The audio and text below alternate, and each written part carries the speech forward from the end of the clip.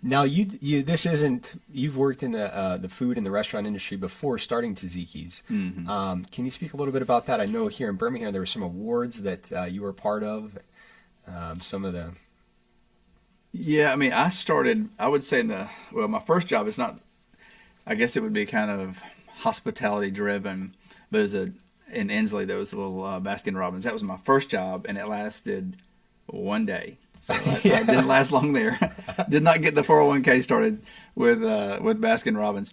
But anyway, so after that, went to school, I was going for an art degree and jumped around playing a little bit of tennis. So I was doing nothing in college, and my sister had applied and you're too young to remember this, but Kmart used to have cafeterias. You may I not know that. I did not know that. Kmart used to have places where you could actually sit down and eat the food.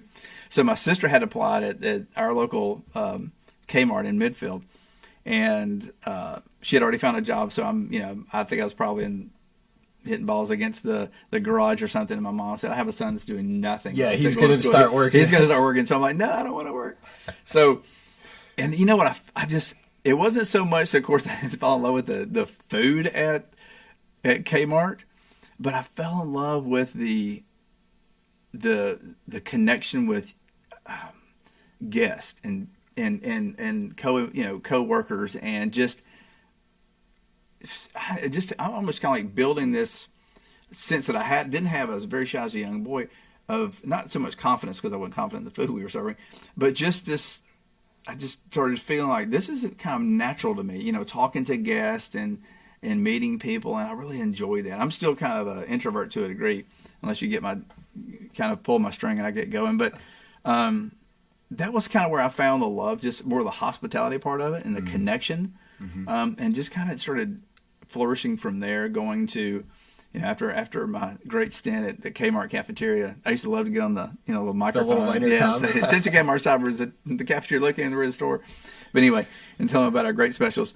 But through that time, then after school, I was a graphic artist, and I think I still have my first paycheck. I was making $4.50 an hour, which is crazy, unheard of, like child labor law. Or Yeah. but anyway, then I started getting back in the hospitality waiting tables. I waited at Olive Garden here.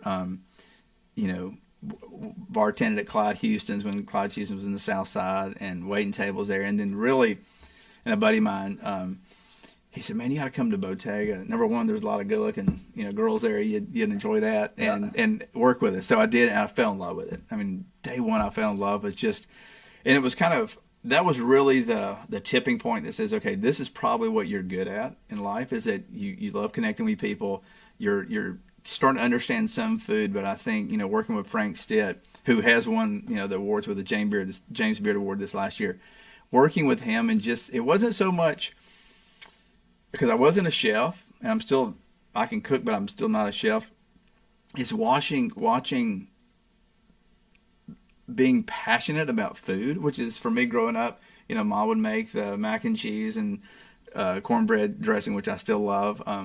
She didn't make it, unfortunately, because she's no longer here, but still remember the good food that she made, but it wasn't passionate. So how do you get passionate? So working with Frank and just seeing passion about you're more passionate about this asparagus than I'm about my car, Yeah. and making sure that the guests got everything they wanted.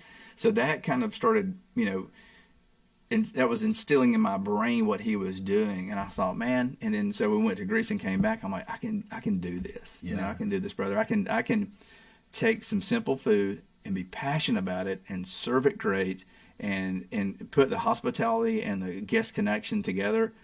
Something it has to take, it has to, and hard work, it has to take. And where God always, praise the Lord and for his blessings, and it worked. A lot of prayer, but it did work.